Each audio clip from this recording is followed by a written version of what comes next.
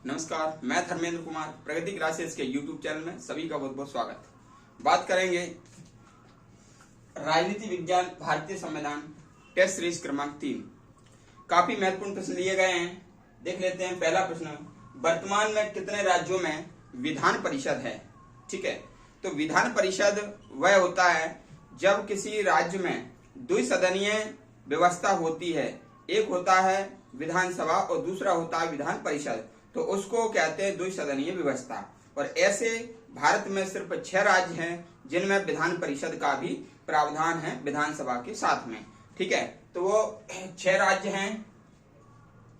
6 राज्यों में विधान परिषद है।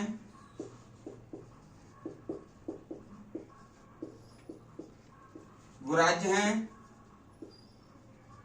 उत्तर प्रदेश, महाराष्ट्र,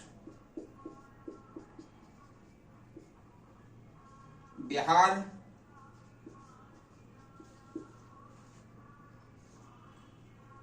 कर्नाटक, आंध्र प्रदेश और तेलंगाना। ठीक है, ये 6 राज्य हैं जिनमें विधान परिषद है और विधानसभा भी है। इसका ट्रिक आप याद कर लेना। ट्रिक है, उच्चतर माध्यमिक विद्यालय जाके आते हैं। ठीक है, ये विधान परिषद का ट्रिक है कि उच्चतर माध्यमिक विद्यालय जाके आते हैं। उ से हो जाएगा उत्तर प्रदेश, मां से हो जाएगा महाराष्ट्र, बी से हो जाएगा बिहार, जाके जा तो ये जम्मू कश्मीर था, लेकिन अब जम्मू कश्मीर तो राज्य रहा नहीं, तो ये क्रैक हो जाएगा। और के से हो जाएगा कर्नाटक, और आ से हो जाएगा आंध्र प्रदेश, और ते से हो जाएगा तेलंगाना। ठीक है, तो हमारी ये सिंपल सी ट्रिक है, उच्चतर माध्यमिक विद्यालय जाके आते हैं। ये विधान परिषद वाले क्या हैं? राज्य हैं। क्वेश्चन नंबर दूसरा देख लेते हैं।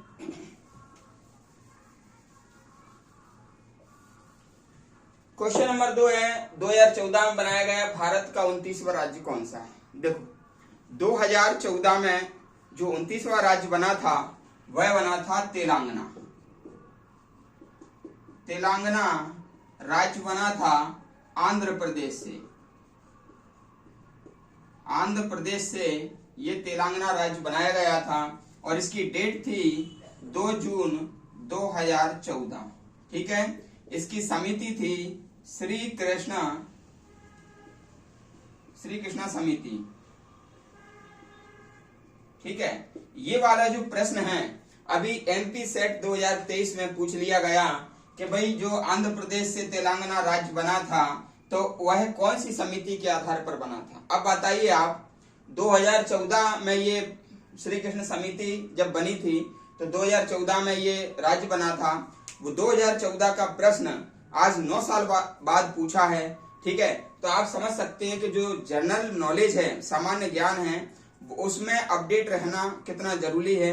कोई सा प्रश्न कभी भी पूछ लिया जा सकता है। ठीक है, तो श्री कृष्ण समिति बनी थी, इसलिए जितने भी वीडियो हैं, चाहे वो 1 साल 2 साल 3 साल पुराना हो, आप उसको अवश्य देखें। सारे वीडियोज एग्जाम की दृष्टि से प्रासंगिक हैं। ठीक है, तो उस समय भी मैंने ये बताया था और आज भी बता रहा हूँ। ठीक है, 29वां राज्य है। अब बात आती है कि भाई अभी भारत में राज्य कितने हैं? तो भारत में अभी वर्तमान में 28 राज्य हैं। 28 राज्य और 8 केंद्र शासित प्रदेश हैं।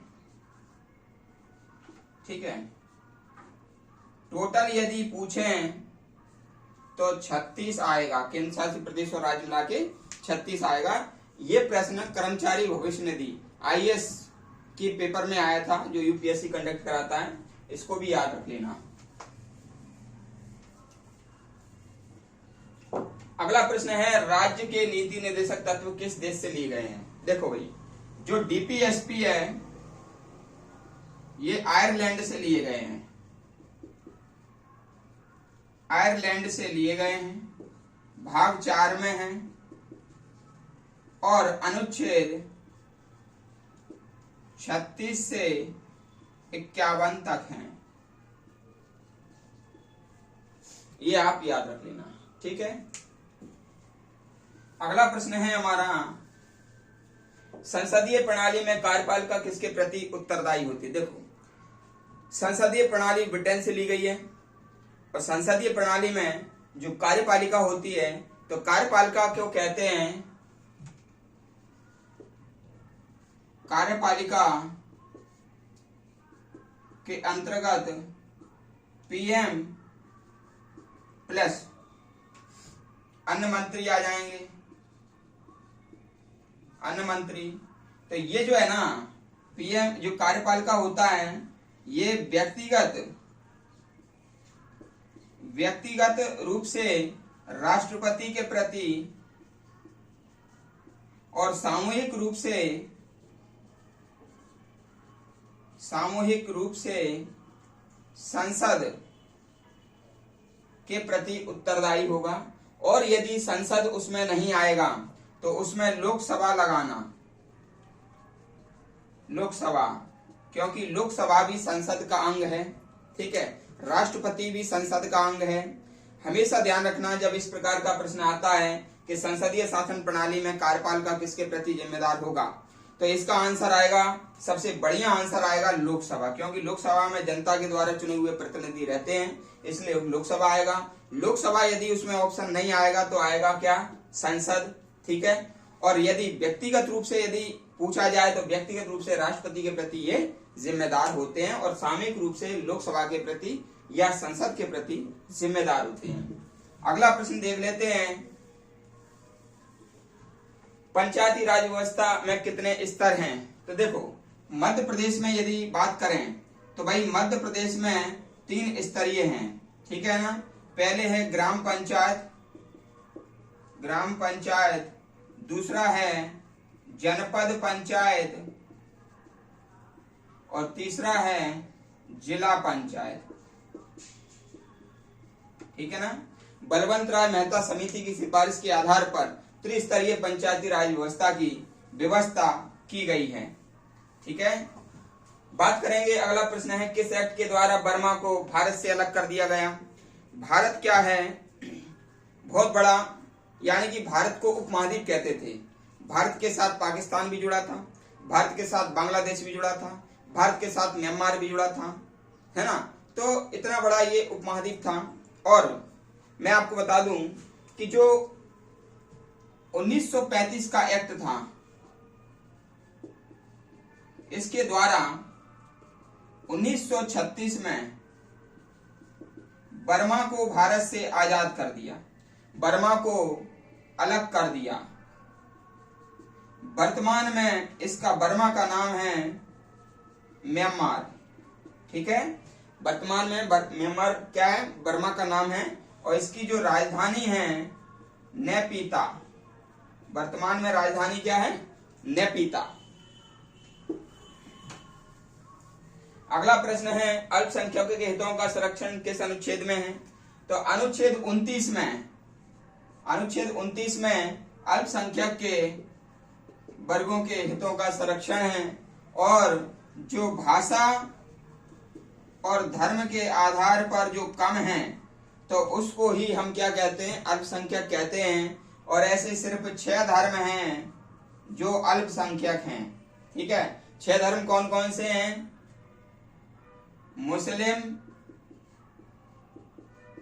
सिख, ईसाई, बौद्ध, पारसी और जैन। ये 6 धर्म हैं, अभी वर्तमान में अल्पसंख्यक की कैटेगरी में आते हैं। सबसे नवीनतम है ये जैन धर्म, ठीक है। अगला प्रश्न है, सहकारिता आयोग किससे संबंधित है। तो केंद्र राज्य संबंध, केंद्र राज्य संबंध से संबंधित है, ठीक है। और ये जो है ना 1983 में बना था, और 1987 में इन्होंने रिपोर्ट दी थी। रंजीत सिंह सरकारिया, ये सरकारिया आयोग का पूरा नाम क्या है? रणजीत सिंह सरकारिया। निधन हो चुका है इनका। ठीक है। अगला है स्वतंत्रता के बाद भाषा के आधार पर बना पहला राज्य। तो पहला राज्य 1 अक्टूबर 1953 में आंध्र प्रदेश बना था। आंध्र प्रदेश में तेलुगु भाषा बोलते हैं। ठीक है। अगला है लोकसभा में पद धारण की न्यूनतम आयु क्या है? तो हमेशा ध्यान रखना, लोकसभा में पद धारण की न्यूनतम आयु है 25 वर्ष। ठीक है। विधायिका में भी 25 वर्ष है। विधायिका में भी 25 वर्ष है।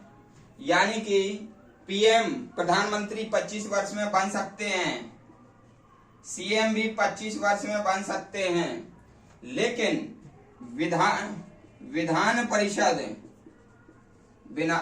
परिषद के सदस्य की न्यूनतम आयु है 30 वर्ष। राज्यपाल, राष्ट्रपति, ठीक है, इनकी आयु है 35 वर्ष न्यूनतम आयु। ठीक है।